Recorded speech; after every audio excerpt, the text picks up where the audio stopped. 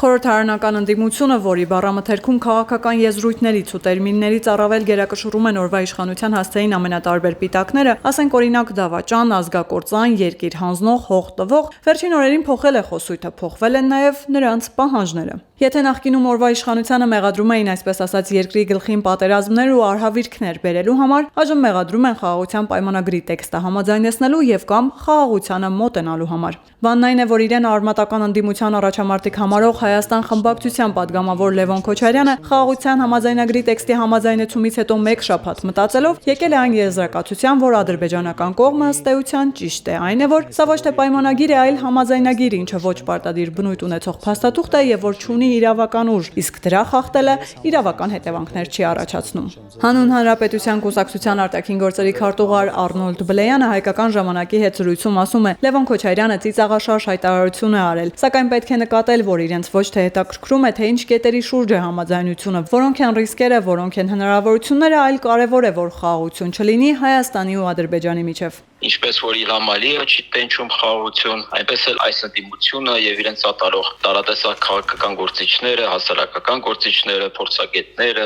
վերլուծաբաններն ու քաղաքագետները աշխատում են այն ուղղությամբ, որպեսզի Հայաստանի եւ Ադրբեջանի միջև չլինի խաղաղություն, լինի կոնֆլիկտ, ավելին, որ այդ կոնֆլիկտը թեժանա, լինեն ռազմական բախումներ, իրենք սպասում են, որպեսզի լինի Սյունիքի զավթում, կորուստ, քանի որ որքան վատ է Հայաստանի Հանրապետության համար, այդքան լավ է իրենց համար, այդքան լավ է Ադրբեջանի համար, այդքան լավ է Ռուսաստանի համար, այսինքն հերթական անգամ տեսնում ենք, որ ռուսական, ադրբեջանական եւ այս ընդդիմադիր դաշտի թեզերը, նարատիվները միասնական են, սինխրոն են աշխատում իրար հետ։ Ըստ Բլեյանի նման հայտարարությունները միտված են պայմանագիրը նսեմացնելուն, կարևորությունը ստորադասելուն եւ ընդհանրապես դրա նշանակությունը չեզոքացնելուն։ Մենք տեսնում ենք սինխրոն Լևոն Քոչարյանը եւ որոշ ադրբեջանցի վերլուծաբաններ նույն թեզն են տանում, թե սա համաձայնագիր է, համաձայնագիրն ավելի ստորադաս է, քան պայմանագիրը, իսկ իրականում իրենք պարզապես փորձում են հարվածել հնարավոր խաղաղությունը։ Մենք հասկանում ենք, որ Ադրբեջանը չէր ակնկալում, որ հայկական կողմը կընդունի այդ վերջի երկու կետերի շուրջ առաջարկը եւ նաեւ թերևս չէր սպասում, թե այսպիսի հուժկու միջազգային արձագանք կլինի,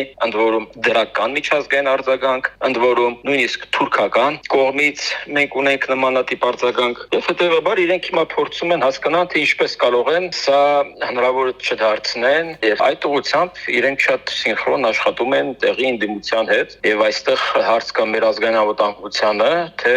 ինչու չեն կասեցնում 5-րդ շարասյունը, որը գործում է պետության դեմ։ Դիտարկմանը, եթե խաղաղության պայմանագիրը ինչպես փորձում է ներկայացնել ընդդիմությունը ազգակործան է Հայաստանի համար վտանգավոր, ապա ինչու Ադրբեջանը չի գնում դրա ստորագրմանը, այլ բոյկոտում է այն եւ ինչու են դրան միաժամանակ դեմ արտահայտվում Ադրբեջանն ու մեր ընդդիմությունը, Բլեյանը պատասխանում է։ Որպեսզի հասկանանք, թե ինչքան անհետևողական է մեր ընդդիմությունը, պետք է հիշել, թե իրենք ինչքան էին բողոքում նոյեմբերի 9-ի փաստաթղթից, այն որակելով կապիտուլյացիոն, իսկ այժմ իրենք առաջարկում են գնալ նոյեմբերի 9-ի իրագործման, ընդ որում իրենք խոսում են հենց 9-րդ կետի իրագործման, ընդ որում այդ 9-րդ կետը իրենք պատկերացնում են այնպես, ինչպես պատկերացնում են Ռուսաստանում եւ Ադրբեջանում, եւ որպեսզի նաեւ շարունակենք, պետք է հիշենք, թե իրենք ինչպես են քվեարկում ազգային ժողովում եվրադիտորդների տեղակայմանը, իսկ այժմ իրենք խոսում են, որ եվրադիտորդներին չի կարելի անել, իրենք մեր անվտանգության իմաստն են, այսինքն տեսնում եք այդ հակասությունը։ Իրենք նաեւ խոսում են, թե ինչքան վտանգավոր է հայ-թուրքական սահմանի բացումը եւ այստեղ տպավորություն է թողնում, որ Թուրքիան մեր համար լավություն է անում, փակ պահելով այդ սահմանը։ Եվ այժմ ըստ այդ նույն ընդդիմության Ադրբեջանը մեզ լավություն է անում, չստորագրելով այդ խաղաղության պայմանագիրը։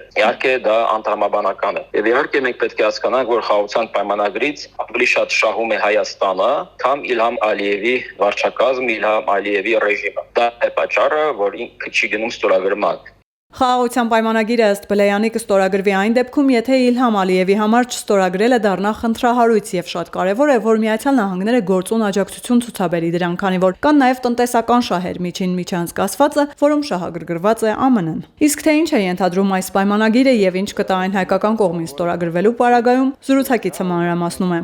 Եթե մենք կարողանանք ներգրավել, ապա մենք հնարավոր է ստանանք խաղաղության պայմանագրի ստորագրում Ադրբեջանի կողմից։ Եվ այդ տնտեսական պրոյեկտները նաև երաշխիքներից մեկը կհանդիսանան, որոնք հնարավորություն կդարձնեն, որպեսզի այդ համաձայնագիրը, պայմանագիրը չմնա թղթի վրա, այլ իրապես գործի, այն է լինի խաղաղություն, չլինեն ռազմական բախումներ, այլ հետզհետե հայ-ադրբեջանական հարաբերությունները դառնան ավելի կառավարելի։ Խոսքը չի գնում իհարկե ընկերության, բարեկամության մասին, խոսքը գնում է պարզապես հարևանային գործընկերային հարաբերությունների հարաբերությունների մասին։ Եվ այստեղ ամենակարևորը որ հայ-թուրքական հարաբերությունները կարգավորվեն, կբացվի սահմանը եւ շատ մեծ կարևորություն է դնում հենց հայ-թուրքական սահմանի բացմանը, որովհետեւ դա իրապես կփոխի Հայաստանի դիրքը տարածաշրջանում, կնվազեցնի ռուսական ազդեցությունը, ճնշումը, կախվածությունը ռուսական տնտեսությունից, շուկայից եւ մենք կկարողանանք նաեւ ավելի հեշտ հարաբերվել արդեն եվրոպական միության երկրների հետ, արդեն Վրաստանով եւ Թուրքիայով։